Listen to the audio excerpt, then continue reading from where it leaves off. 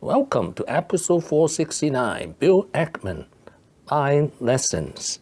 This is an outline of episode 469, lesson 1 to lesson 5. This is an outline of episode 469, lesson 6 to lesson 9. Lesson number 1, he's a roller coaster hedge fund manager. He did extremely well the first 10 years. He was beating the S&P 500 by about 300%. Then he did poorly for the next 3 years. Lesson number 2, he takes a concentrated portfolio. He only invests 2 to 3 times a year. So his portfolio has about 25 positions. See, I'm longer term. I'm not a trader. What we do is we take large concentrated positions, generally very well-known companies, and we work with them for years. That little 34-cent stock today is worth $34 about 5 years after we made the investment, and the shareholders have made 100 times their money. Now, there aren't a lot of people upset with me about that particular situation because everyone wins. Lesson number 3, Carl Icahn 1.0 to Carl Icahn 2.0. Carl Icahn is the father of activist investment. So, if you think about Carl Icahn 1.0, which I watched, in the 80s when I was, in college, that put them in a position where they could take an underperforming company and threaten it with a change of control. But that was more, in that model, Carl was more about him, and it was helpful to the other shareholders if he catalyzed change.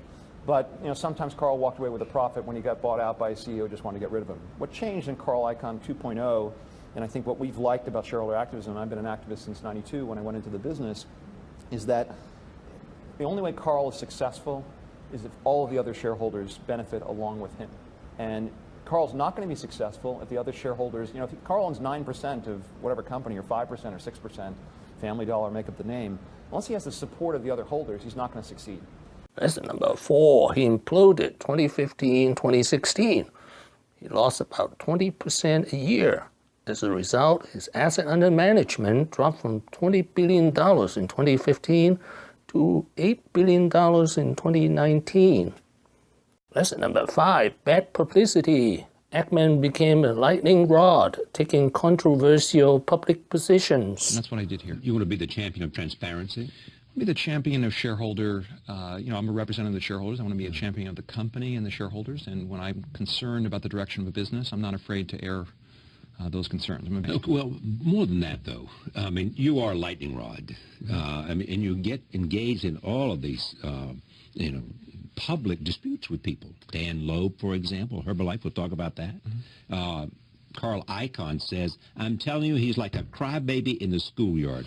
I went to tough school in Queens, and they used to beating up the little Jewish boys. He was like one of the little Jewish boys crying. And this kind of language?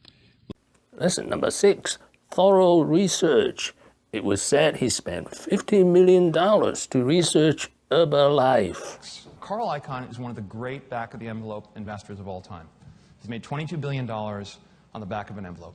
But Carl Icahn didn't do the kind of due diligence we did. Look, the Nutrition Club thing is designed to be secretive. Okay? This is, ingenious fraud. We had investigators go in and become part of the program, and we took a record of those meetings. We enrolled in training programs, and we observed all of the laws in doing so with the assistance of our counsel. Lesson number 7, he's a candid man. He says what he means. I would say we have a different approach, but I think what I respect about Carl is he says what he thinks. And to his point, there are a lot of people who are not prepared to, stand their ground, speak their opinion, say some things that might be uncomfortable for other people to hear. That's important. Lesson number 8, what is a good business? Hint, his criteria are very similar to Warren Buffett. Businesses that we call them simple, predictable, free cash flow generative, dominant companies, businesses with a moat around them. And the way we make these decisions is we do our analysis. And then we look for a company you can buy at a very deep discount to what it's worth. And if the discount is a management issue, a strategy issue, a cost structure issue, a hidden asset issue, a problem that we can solve. And then we work to solve the problem. Lesson number 9, he represents owners' voice and interests. And the vast majority of capital today is passively managed.